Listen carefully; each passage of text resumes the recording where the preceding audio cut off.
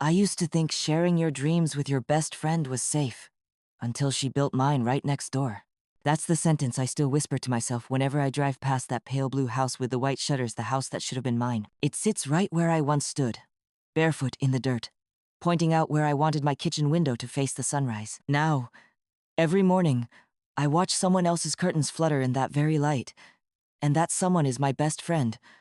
Or she used to be. My name is Nora Adams, and for as long as I can remember, I've been the kind of woman who plans ahead. I made lists for everything from grocery runs to 5-year goals. I liked knowing where things were going, and that included my dream of building a home. Not just any home, the home. Warm, spacious, tucked against the edge of town where the maples turn crimson in autumn. I used to sketch it in the margins of my notebooks back when I was a teacher. It wasn't just walls and windows, it was security.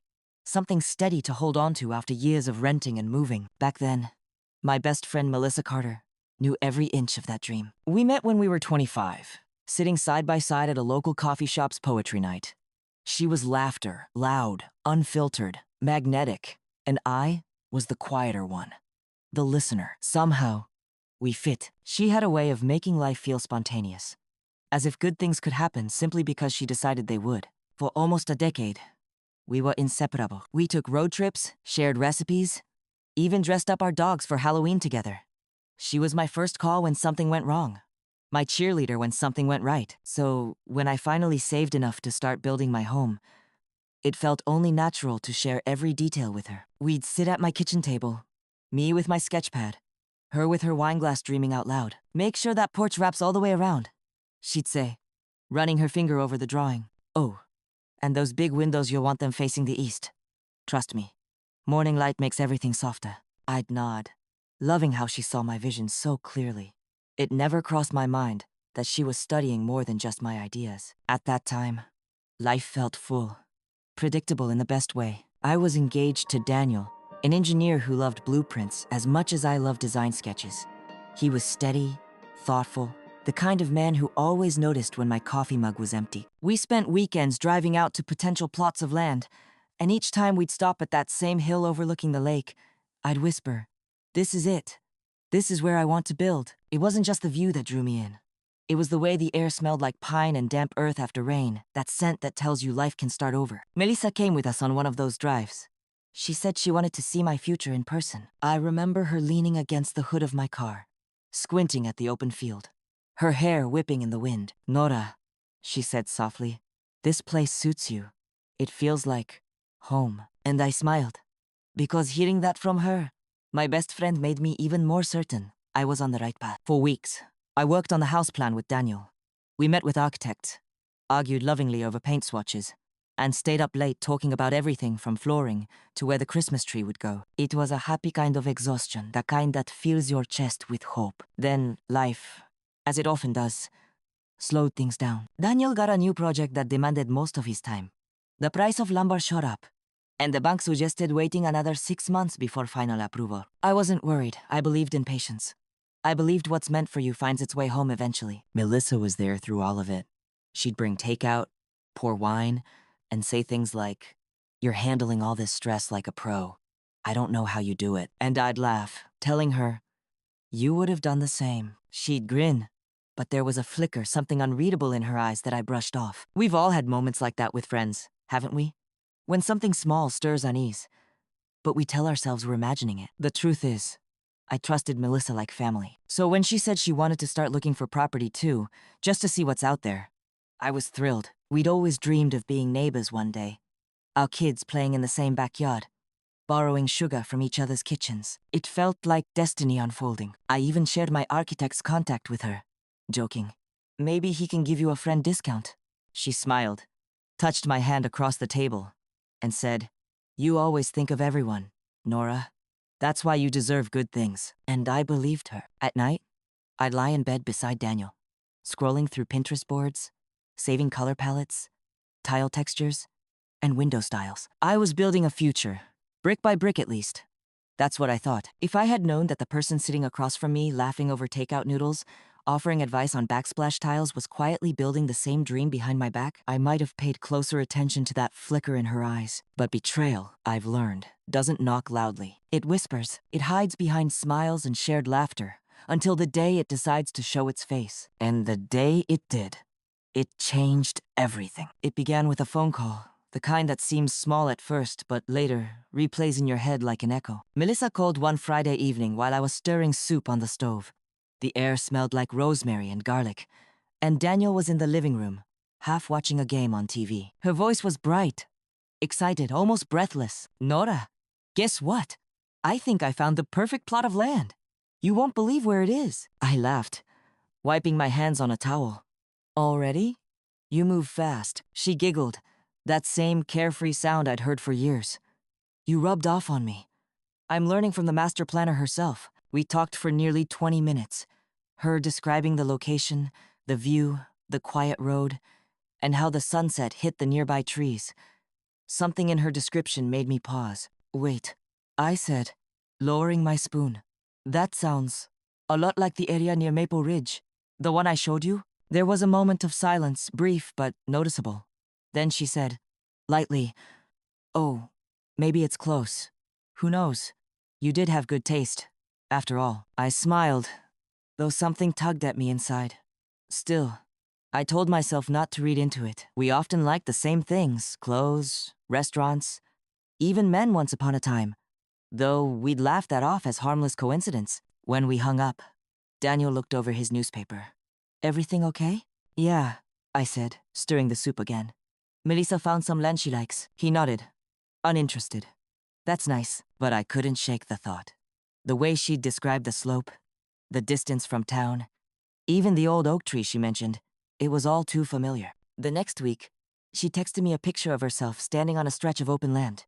The caption read, "Manifesting new beginnings." Behind her, the same oak tree, the one I'd taken a photo of months ago, leaned toward the sun. I remember sitting on my couch, phone in hand, heart thudding like I'd just heard bad news but couldn't say why. When I confronted her about it softly, cautiously, she brushed it off. "Oh, Nora," she said, "there are tons of similar spots around there. Maybe they just look alike in pictures." Her tone was airy, dismissive, as if my concern was silly. And because I hated confrontation, I let it go. But after that, things shifted in ways that only intuition notices. She started canceling our weekend meetups. "Busy with appointments," she'd say.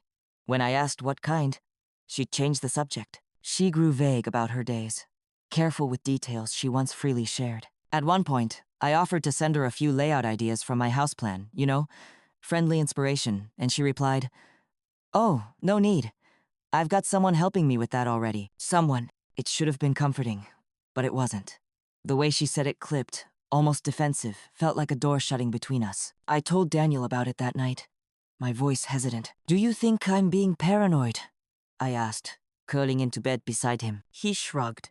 "Melissa's your best friend. She wouldn't do anything shady. Maybe she just wants her own thing." He was right, or so I wanted to believe. But the unease kept growing. 2 weeks later, I ran into our mutual acquaintance, Rachel, at the farmer's market. She was the kind of woman who knew everything about everyone, without even trying. We chatted about work, the weather, and then she said, "Oh, I saw Melissa the other day. She mentioned she's building a house too. Said it's near the lake, that area you love so much." Small world, huh? I must have gone pale because Rachel frowned. "You okay, On?" I forced a smile. "Yeah, just surprised. I didn't realize she'd picked that exact area." I went home that day and sat in my car for a long time before going inside. The afternoon sun was hot through the windshield, and I could hear kids playing down the street, laughter carried on the wind. It should have been comforting.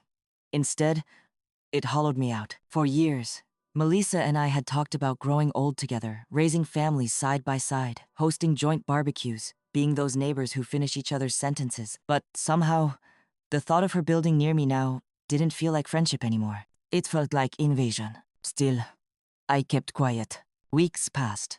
Life filled with work deadlines and small joys that kept me grounded. Baking bread, reading in the evenings, planning my house in secret now, less talkative about it. Then one morning, while scrolling through social media, I froze. Melissa had posted a photo, her hand holding a coffee cup, sunlight streaming through a half-built structure in the background. The caption read, "Watching my dream take shape. Grateful, humbled, excited for this next chapter." I zoomed in on the photo. The beams, the frame, even the color of the soil looked familiar. Too familiar. I recognized the land. It was my land, the same plot I'd shown her. The same slope, the same lake shimmering in the distance. For a moment, I couldn't breathe. The room felt smaller, tighter, like the air itself was closing in. I scrolled back to old photos on my phone there. It was the same curve of the hill, the same tree line, the same view. Melissa hadn't just built near me. She had taken my exact spot. That night, I didn't eat. I sat by the window, lights off, staring at nothing, while Daniel tried to talk me down. "Maybe it's coincidence," he said quietly.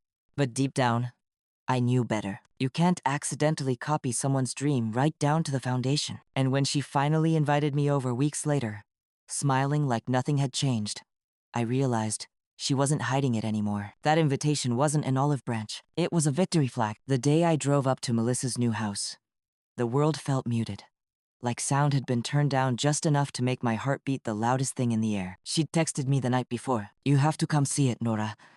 It's finally done.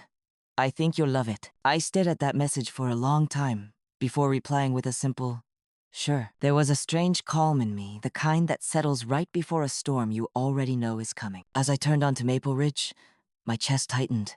The road was the same one I had once walked with Daniel, hand in hand, when we dreamed about where to place the garden. The porch swing, the mailbox, the gravel still crunched the same beneath my tires. Only now, at the end of that long lane, where my dreams once stood, hers did. A pale blue house with white shutters. The exact color combination from my sketches. The same wraparound porch Melissa had once told me I had to include. Even the mailbox. A rustic black iron one, with the number engraved in the same font I'd chosen. I parked across the road and just sat there. My fingers clutched the steering wheel, my throat burning. For a moment, I thought about driving away, pretending I never saw it. But then, she stepped out onto the porch, waving. That same bright smile plastered on her face. "Nora, you made it!" she called out, her voice slicing through the heavy quiet. I got out of the car, forcing my lips into something that might have passed for a smile. She looked radiant, glowing in a flowy white dress, barefoot, holding a glass of lemonade like she was the star of a home magazine spread. "Well," she said, gesturing grandly, "what do you think?" I looked around, trying to steady my voice. "It's beautiful." "I know, right?" She beamed. The architect really nailed my vision. "Her vision." That phrase sliced deeper than I expected. I followed her up the porch steps, my hand brushing the railing. The wood was smooth, freshly varnished, the same stain I had chosen after weeks of comparing samples. I remembered sitting at her table, showing her photos of it, her nodding eagerly. Now it was under my hand, belonging to her. Inside, the resemblance was uncanny. The open concept layout, the kitchen island placement, the way the dining area framed the window view perfectly over the lake. Even the archway design between the living room and hallway, identical to my final sketch. I stopped mid-step, unable to move. Melissa turned toward me, oblivious or pretending to be. "You okay?" I nodded slowly. It's familiar." She smiled. "Guess we have the same taste." Her tone was light, but there was something behind her eyes, a flicker of satisfaction she didn't bother hiding. "Melissa," I said quietly, "did you use my plans?" Her smile faltered, for the briefest moment, before she recovered. "What? No! Don't be ridiculous. I mean, sure, you inspired me, but I worked with the architect myself." "The same architect I recommended?" I asked, my voice trembling now. She blinked. "Well, yes, but he's a professional, Nora. He wouldn't." "He wouldn't what?" I snapped before I could stop myself. "He wouldn't reuse someone else's design? He wouldn't build a mirror image of my home?" The silence that followed was thick. Outside, a bird chirped somewhere, indifferent to the ruins settling between us. Melissa sighed and set her glass down on the counter. "Look, I get that you're upset. But honestly, you were taking forever with your build. You weren't even sure when you'd start. And the land was just sitting there. So, when I found out it was still available, I stared at her, disbelief anchoring my feet. "You bought the land I was saving for?" She lifted her chin, defensive now. "It's not like you had signed papers. You can't claim something that wasn't yours yet." "I just took initiative." Took initiative. That's how she justified it, as if betrayal was just efficient timing. You knew what that place meant to me, I said softly. You stood there with me, Melissa. You promised you'd help me build my dream, not take it for yourself. She looked away, her voice lower now. You make it sound malicious. It's not. I just wanted something beautiful too. And you inspired me. Can't we just be happy for each other? Something inside me cracked then, not loud, not dramatic. Just a quiet breaking. The kind that feels like air leaking from a balloon that used to hold joy. I turned and walked toward the door. Nora, don't do this, she called after me. Please, don't make this a big deal. We can still be friends. I paused on the porch, looking out at the lake, my lake gleaming under the sun. Without turning around, I said, friends don't steal each other's dreams, Melissa. And then I left. When I got home, I didn't cry. Not right away. I sat in my driveway, hands trembling on my lap, and watched as dusk settled the sky, turning a bruised purple. The house that had once felt warm suddenly felt hollow. Daniel came out, concern etched on his face. What happened? I told him everything. The land, the plans, the layout, all of it. He listened quietly, then pulled me into his arms. I'm so sorry, Nora, he whispered. You don't deserve that. For days after, I avoided social media. Every post from her, every caption about following her vision felt like salt rubbed into a wound. But the worst part wasn't the house. It was the silence that followed. The absence of her texts. The missing laughter. The hole she left where trust used to live. It's strange how betrayal doesn't end with the confrontation. It lingers. It seeps into everything. Your memories, your self-worth, even your sleep. I'd wake up at night, imagining her sitting on that porch, sipping her coffee, watching the sunrise that was supposed to be mine. And one morning, I decided, enough. If she could build her dream from my blueprint, then I'd build something stronger, something she could never take. My home might have been stolen, but my vision, my heart still belonged to me, and I was going to make sure she remembered that. It took weeks for the anger to settle into something usable. At first, it was grief pure and simple. I'd walk through home improvement stores and feel my chest tighten at the sight of tile samples or kitchen displays. All I could see was her house, my stolen reflection. But slowly, grief hardened into clarity. One evening, while folding laundry, I caught myself thinking, she may have taken the house, but she can't take the story. That single thought was the spark. I began sketching again, not for a home this time, but for something new. Something mine alone. A small design studio. Something I could build from scratch without anyone's permission or help. Daniel noticed the change first. You've been up late a lot lately, he said one night, leaning in the doorway of my office. I smiled faintly, closing my notebook. I'm planning again. Planning what? My comeback. He raised an eyebrow. Impressed. That's my girl. It wasn't about revenge, at least not in the way people might think. I didn't want to hurt Melissa. I wanted to reclaim the part of me that believed in dreams, in trust, in building something beautiful. I started posting my sketches and design ideas online. Subtle, quiet, just sharing my creative process. People began responding. Comments like, "This feels so peaceful, and you have such an eye for layout," started trickling in. It reminded me that creativity wasn't about ownership, it was about expression. And no one could steal that from me. Still, I couldn't escape the fact that she lived right down the road now. Every drive past that blue house was a test of self-control. Some mornings, I'd see her outside tending to her garden, waving casually like nothing had ever happened. I'd wave back, polite, but distant. That was my quiet boundary one. I wouldn't let her cross again. Then, one afternoon, while at the local cafe, I overheard something that made my heart stutter. Two women were sitting behind me, chatting over coffee. "Have you seen Melissa Carter's new place?" one said. "It's stunning. She told me she designed it herself." My hand froze around my cup. The other woman gasped. "Really? I heard she had help." "Oh no," the first replied. "She said it was all her. Even the color scheme and floor plan." I felt my jaw tighten. The audacity. It wasn't just the house now, she was claiming my work as her own story. That night, I opened my laptop and drafted something I hadn't planned on a blog post. It was simple, heartfelt, titled, "When Your Dream Becomes Someone Else's Reality." I didn't name her. I didn't need to. I simply wrote about what it feels like to watch someone take credit for what you built in your heart.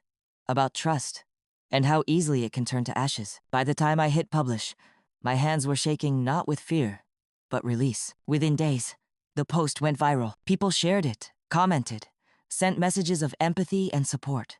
Women from all over the world wrote things like, "This happened to me too," and "You turned pain into power." I had never felt so seen or so free. Then, a week later, Melissa showed up at my door. She looked pale, holding her phone like it was a lifeline. "We need to talk," she said. I hesitated, but Daniel's voice echoed from behind me. "It's your call, Nora." I stepped aside. 5 minutes.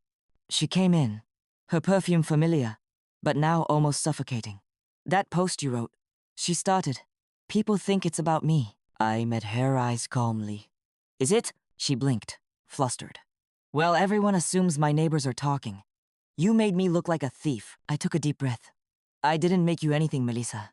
You chose your actions. I only spoke about mine." She paced the living room, angry now. "You could have talked to me first instead of airing it online." I folded my arms. "Like you talked to me before buying my land? Before copying my plans?" Her face twisted. "I said I was inspired by you. Why can't you just be happy for me?" The absurdity of her words made me laugh quietly, bitterly. "Because what you did wasn't friendship. It was betrayal, dressed up as ambition." She looked like she wanted to argue, but the words wouldn't come. Finally, she said, softer now, "I never meant to hurt you. I just wanted something perfect too." I nodded slowly. "Then maybe you should have built your own version of perfect, not mine." She didn't reply, just stood there, eyes glassy, before finally turning to leave. When the door closed behind her, I felt something inside me unclench. I wasn't angry anymore, just done. That night, Daniel poured me a glass of wine, and we sat on the porch, watching the sky fade into lavender. "You handled that well," he said quietly. "I handled it honestly," I replied. "That's enough." By then, my little online project had grown into something real. People began asking for design consultations, and soon, what started as therapy became a business. I named it Blueprints of the Heart because that's what it really was. Every line, every sketch, born from a piece of me that survived the breaking. It wasn't about homes anymore. It was about helping people create spaces that felt like healing, not just walls. And maybe, in a strange way, Melissa had pushed me toward that, though she'd never know it. The irony wasn't lost on me. She had stolen my dream home, but I had built an entire life from the ruins of it. And this time, it was a design she could never replicate. It's funny how small towns carry stories like wind carries leaves drifting from porch to porch, whispering through open windows until everyone knows the ending before you do. After my blog post gained traction, I tried to move on quietly. I didn't write for pity, and I didn't expect it to become a talking point. But when you live in a community like ours, where Saturday mornings at the cafe are practically a social forum, privacy becomes a luxury. Within 2 weeks, the whispers began. I heard Nora's best friend stole her house design. Imagines on Earth. Wasn't she always bragging about that new place by the lake? I didn't correct anyone. I didn't need to. Truth has a way of surfacing on its own, like cream rising to the top. Then one morning, I ran into Linda, a local real estate agent and mutual acquaintance of both me and Melissa. She pulled me aside outside the bakery, lowering her voice. "Off the record," she said. "I was there when Melissa bought that land. She knew it was yours, Nora. She even mentioned your name to the seller." My stomach tightened. "She told them?" Linda nodded, her expression soft. "I didn't say anything at the time because it wasn't my place. But now, people are realizing the truth. That was the thing about reputation. It can't be defended by denial forever. Eventually, the cracks show." By mid-autumn, the talk had reached Melissa's circle, the same people who once praised her new house. Invitations slowed. The neighborhood mom's brunches she loved stopped including her name in the group texts. Her perfect social image started to chip. Quietly, painfully. I heard she'd even tried to explain herself to a few friends, saying things like, "It was a misunderstanding," or "Nora overreacted." But the tone had changed. Where once people smiled and nodded, now they just listened. That's how you know when a community stops believing you. They stop defending you aloud. I didn't feel triumphant. Not even a little. There was a strange sadness in it all. Watching someone unravel not because I wanted her to, but because lies eventually trip over their own weight. Still, life went on. My small design studio, Blueprints of the Heart, blossomed. I started working with clients who had read my story and resonated with it. Women building again after divorce, families recovering from loss, people chasing second chances. Each consultation felt like a small redemption. I poured my heart into every space, often ending my design notes with the same phrase: "May this house hold only what's meant for you." It became my quiet mantra, a soft prayer disguised as professionalism. Then, one afternoon, I got an email. Subject: collaboration proposal. It was from a local lifestyle magazine. They wanted to feature me in an upcoming issue about women entrepreneurs turning pain into purpose. I nearly deleted it out of modesty, but Daniel convinced me otherwise. "You should do it," he said. "Your story might help someone else start over." So I agreed. The interview was gentle, respectful. The journalist asked about creativity, resilience, and lessons learned. When she inquired about the betrayal that led to your rebirth, I answered carefully. "I learned that not every loss is meant to be mourned," I said. "Sometimes, losing something you thought was yours just makes space for what's truly yours to begin with." When the article came out, it featured photos of my workspace soft lighting, sketches on the walls, potted plants by the window. The headline read, "From stolen blueprints to a new foundation, how Nora Adams built back better." The community's response was overwhelming. I received messages from strangers, invitations to speak at local events, and even small business grants. And, inevitably, word reached Melissa. I know, because a few days later, she showed up at my studio again, unannounced. Her appearance startled me. She looked tired. The gloss and sparkle that once defined her had dulled. There were faint circles under her eyes, and she clutched a coffee cup like it was her last comfort. "I saw the article," she said softly, stepping inside. "You looked happy." "I am," I replied simply. She nodded, glancing around at the sketches pinned to the corkboard, at the soft hum of music in the background. "This suits you," she said. "It really does." For a brief second, we just stood there, two women who used to finish each other's sentences, now separated by an invisible wall of consequence. "I wanted to say I'm sorry," she finally whispered. "Not because everyone's talking, though they are, but because I see it now. I see what I took from you." I studied her face, the sincerity, the exhaustion, the fragile attempt at redemption. And for the first time, I didn't feel anger. I felt closure. "I forgave you a long time ago," I said quietly. "I just didn't say it out loud." Tears welled in her eyes. "You're a better person than I deserve." "No," I said gently. "I'm just someone who learned that bitterness only keeps you living in the same house as your pain." She nodded, turned, and left. I watched her walk down the path slow, shoulders slightly bent, and for the first time in a long time, I didn't feel the sting of her presence. Just peace. The town eventually moved on, as towns do. The gossip faded, replaced by new stories, new faces, new dramas.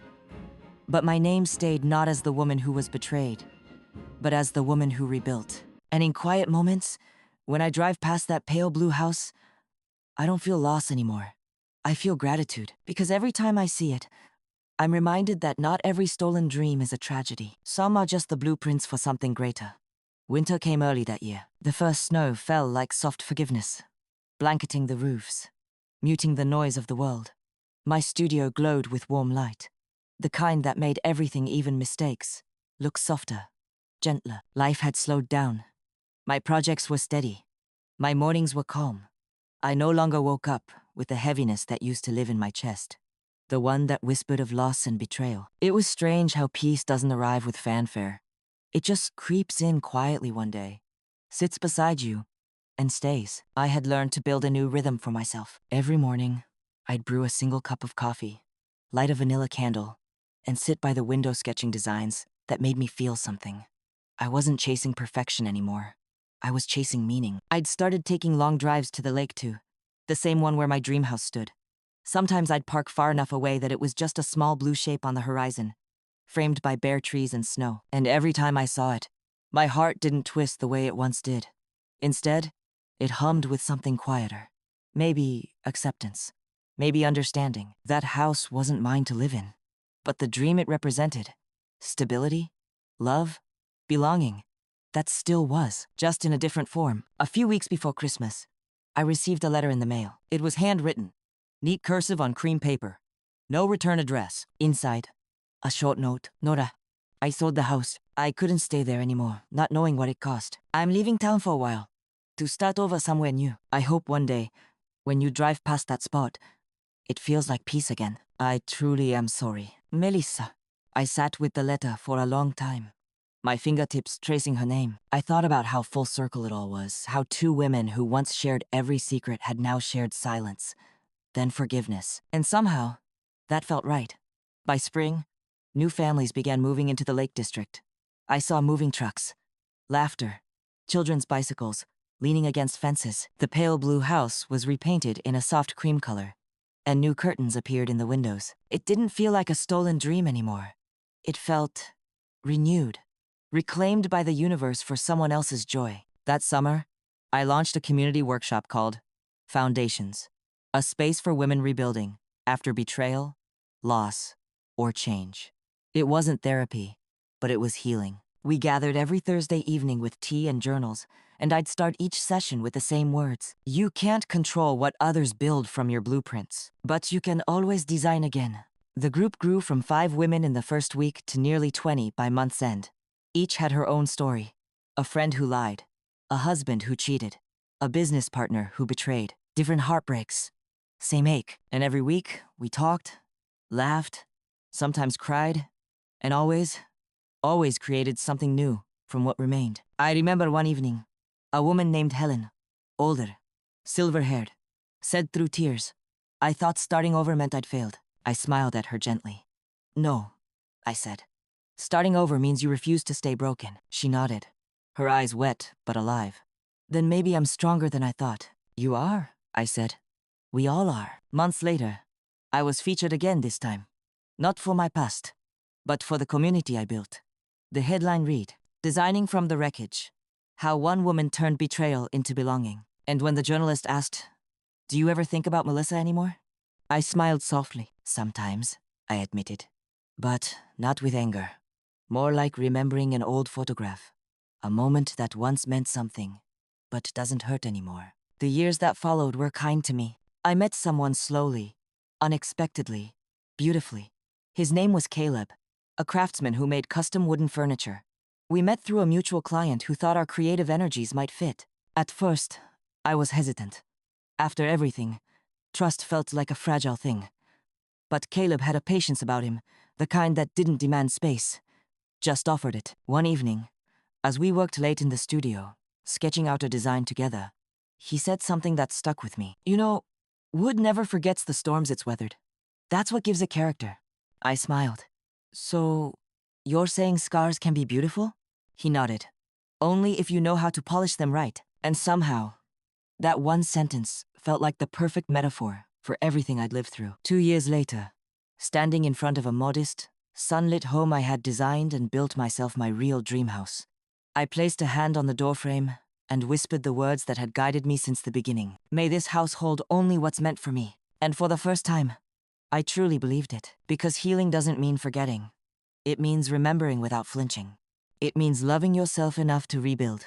Not out of spite, but out of self-respect. Melissa taught me that not everyone who starts the journey with you is meant to reach the destination beside you. And that's okay. Some people are simply the cracks in your foundation that show you where to reinforce. Now, when I look back at everything, the betrayal, the loss, the rebuilding, I don't see tragedy. I see architecture, the slow, deliberate construction of a stronger version of myself. And that is the most beautiful thing I've ever designed. Sometimes, life doesn't take what's ours. It simply clears the ground for something stronger to be built. You see, betrayal feels like demolition.